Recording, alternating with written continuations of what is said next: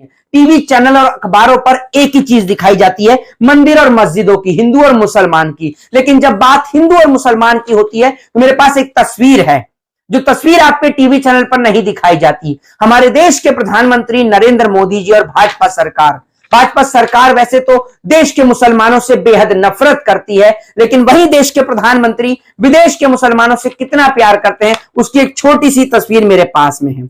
ये हैं सऊदी के प्रिंस, जिनके साथ देश के प्रधानमंत्री नरेंद्र मोदी जी गले मिल रहे हैं। दूसरी तस्वीर जो है उत्तर प्रदेश के मुख्यमंत्री योगी आदित्यनाथ की है, जिसमें वो मजार पर नजर आ रहे हैं।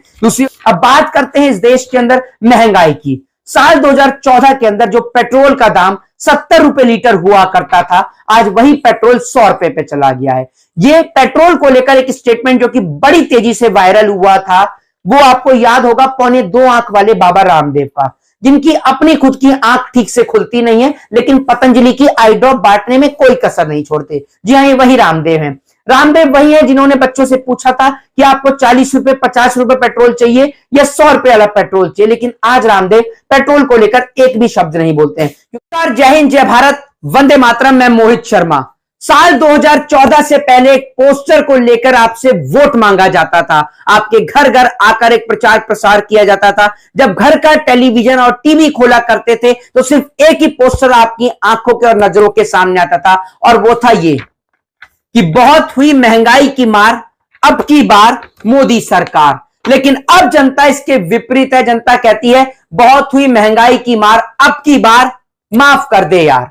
साल 2014 से पहले हर टीवी चैनल के ऊपर यही एडवर्टाइजमेंट था। देश के प्रधानमंत्री लगातार महंगाई को लेकर लंबे लंबे भाषण, लच्छेदार भाषण जो है वो टेलीविजन पर आकर दिया करते थे। आज बात करेंगे देश में बढ़ती महंगाई को लेकर और देश की गोदी मीडिया के स्टैंड को लेकर कि आखिर साल 2014 से पहले पेट्रोल, डीजल, प्याज और दाल और सरसों का तेल, ये तमाम चीजें कितने रुपए में थी और आज इनमें कितने % का इजाफा हो गया है। लेकिन ये सब चीजें आज टीवी चैनल और अखबारों से गायब हो चुकी हैं। टीवी चैनल और अखबारों पर एक ही चीज दिखाई जाती है, मंदिर और मस्जिदों की, हिंदू और मुसलमान की। लेकिन जब बात हिंदू और मुसलमान की होती है तो मेरे पास एक तस्वीर है, जो तस्वीर आपके टीवी चैनल पर नहीं दिखाई जाती। हमारे देश के प्रधानमंत्री नरेंद्र मोदी जी और भाजपा सरकार वैसे तो देश के मुसलमानों से बेहद नफरत करती है, लेकिन वही देश के प्रधानमंत्री विदेश के मुसलमानों से कितना प्यार करते हैं, उसकी एक छोटी सी तस्वीर मेरे पास में है। ये हैं सऊदी के प्रिंस, जिनके साथ देश के प्रधानमंत्री नरेंद्र मोदी जी गले मिल रहे हैं। दूसरी तस्वीर जो है उत्तर प्रदेश के मुख्यमंत्री योगी आदित्यनाथ की है, जिसमें वो मजार पर नजर आ रहे हैं। दूसरी ओर नरेंद्र मोदी जी जो है वो मजार पर चादर चढ़ाते हुए नजर आ रहे हैं। एक और तो ये देश के मुसलमानों से नफरत करते हैं और वहीं दूसरी ओर मजारों पर जाकर चादर भी चढ़ाते हैं। तो दोहरी नीति जो है वो भारतीय जनता पार्टी शुरू से लेकर आज तक खेलती आ रही है। अब बात करते हैं इस देश के अंदर महंगाई की। साल 2014 के अंदर जो पेट्रोल का दाम 70 रुपए लीटर हुआ करता था, आज वही पेट्रोल 100 रुपए पे चला गया है। ये पेट्रोल को लेकर एक स्टेटमेंट जो कि बड़ी तेजी से वायरल हुआ था, वो आपको याद होगा पौने 2 आंख वाले बाबा रामदेव का, जिनकी अपनी खुद की आंख ठीक से खुलती नहीं है, लेकिन पतंजलि की आई ड्रॉप बांटने में कोई कसर नहीं छोड़ते। जी हाँ, ये वही रामदेव हैं। रामदेव वही है जिन्होंने बच्चों से पूछा था कि आपको 40 रुपए 50 रुपए पेट्रोल चाहिए या 100 रुपए वाला पेट्रोल चाहिए, लेकिन आज रामदेव पेट्रोल को लेकर एक भी शब्द नहीं बोलते हैं, क्योंकि आज सरकार नरेंद्र मोदी की यानी भाजपा की यानी बीजेपी की सरकार है। और अगर कोई भी बीजेपी के सरकार के खिलाफ बोलता है तो उसको उठाकर जेल के अंदर, जेल की सलाखों के पीछे भेज दिया जाता है। एक बड़ा सवाल इस देश के अंदर बहुत खड़ा किया जाता है हिंदू राष्ट्र को लेकर।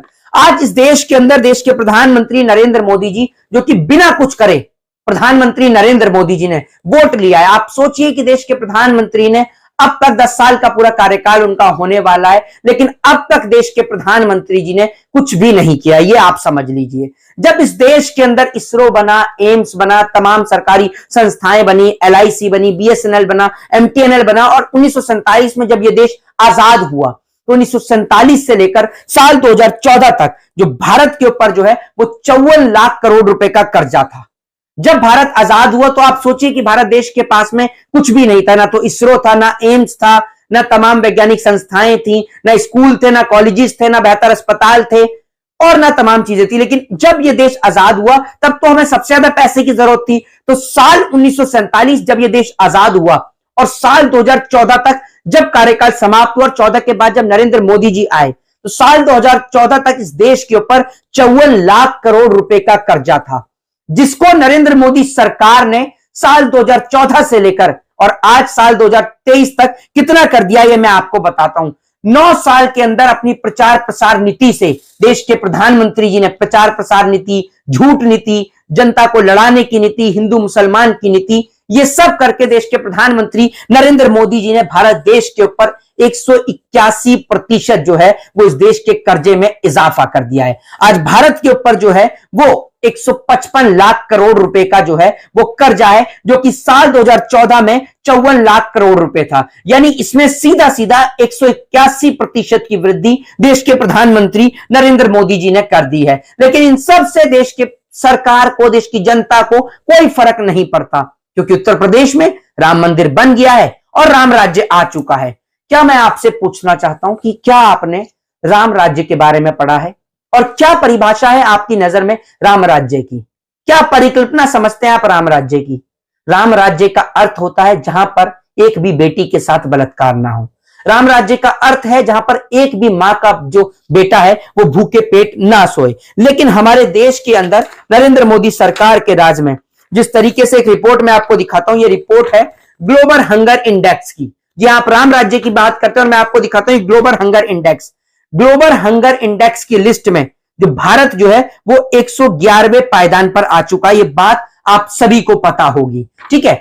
आप सोचिए कि भारत देश ने भुखमरी के मामले में जो है वो पाकिस्तान की जो रैंकिंग है वो 102 नंबर पर है, बांग्लादेश की 81 नंबर पर है, नेपाल की 69 नंबर पर है, श्रीलंका की 60 नंबर पर है और भारत इस सूची में 111वें पायदान पर है। लेकिन इन सब से देश की जनता को भी कोई फर्क नहीं पड़ता। सोचिए, इस देश के नौजवान को पढ़ाने लिखाने के बाद में उनके अंदर एक मन के अंदर एक कट्टरता पैदा करी जा रही है। वो कट्टरता जो हिंदू और मुसलमान के नफरत के बीच है। बहरहाल इस पे हम चर्चा करेंगे, लेकिन आज जो चर्चा का विषय है वो है महंगाई को लेकर। मैं आपको बता दूं कि साल 2014 में जो पेट्रोल 70 रुपए लीटर हुआ करता था, आज वो 90 से 100 रुपए लीटर तक पहुंच गया है। लेकिन देश की सरकार को इससे कोई भी फर्क नहीं पड़ता।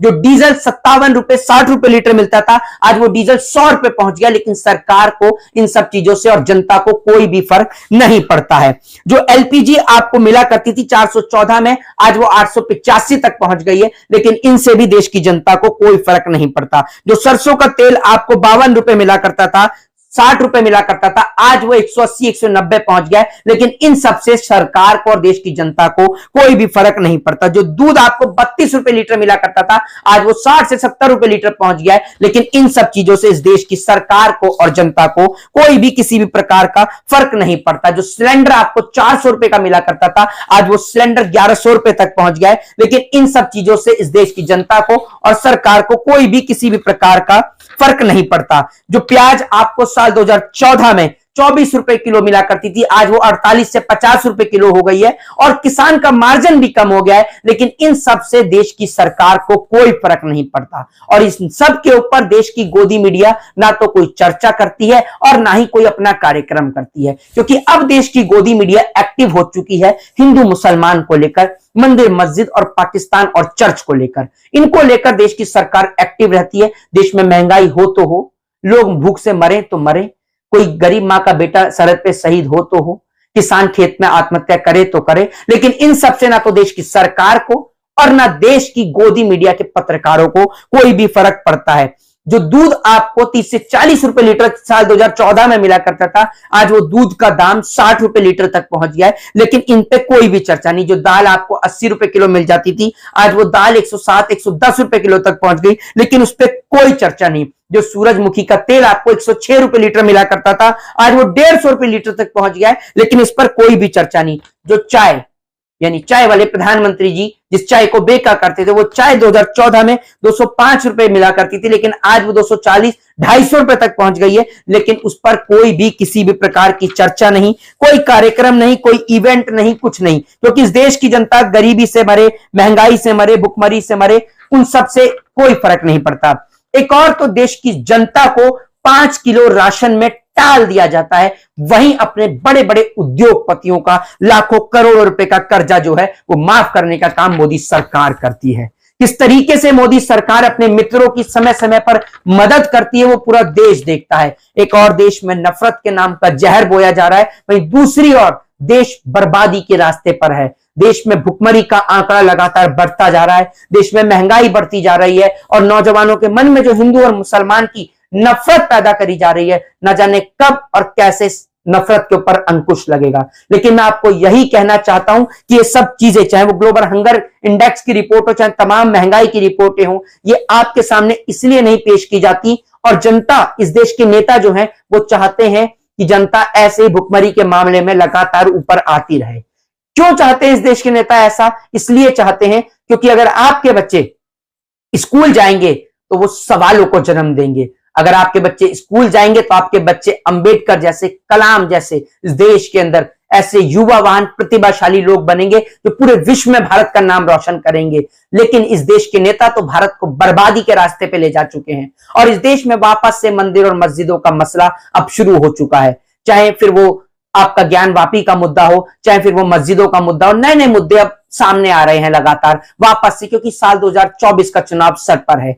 कभी मस्जिदों की अजान से तकलीफ होती है तो कभी मंदिरों की आरती से तकलीफ होती है, कभी इस देश में जुम्मे की नमाज से तकलीफ होती है तो कभी सर पे टोपी से इनको नफरत फैलती है, कभी हिजाब से इनको दर्द होता है तो कभी इनको हिजाब पहनने के ऊपर तकलीफ होती है। इन तमाम चीजों से भारतीय जनता पार्टी अपने वोट बैंक को हासिल करती है, क्योंकि सरकार बनती है ईवीएम के जरिए और जो वोट जो है, जो मैनेजमेंट रेडी किया जाता है वो हिंदू मुसलमान के जरिए, ताकि ईवीएम से वोट ले लिया जाए और हिंदू मुसलमान करने के बाद किसी का शक ना जाए कि मोदी सरकार को किसी ने वोट दिया है। असल में इस देश का हिंदू और मुसलमान कोई भी बीजेपी को वोट देने को तैयार नहीं है, क्योंकि आप अब ये सोचिए कि सारे बड़े बड़े राज्य, चाहे वो मध्य प्रदेश हो, राजस्थान हो, चाहे उत्तर प्रदेश हो, तमाम जगह पे आज बीजेपी की सरकार है। लेकिन जो हिंदू राष्ट्र की बात किया करते थे, आज हिंदू राष्ट्र को लेकर ही गृह मंत्री कहते हैं कि भारत सभी का है, किसी एक व्यक्ति विशेष का नहीं है। तमाम स्टेटमेंट्स हैं गृह मंत्री के और तमाम लोगों के। इस देश में सिर्फ हिंदू राष्ट्र के नाम पर वोट मांगा जाता है, लोगों को पागल बनाया जाता है।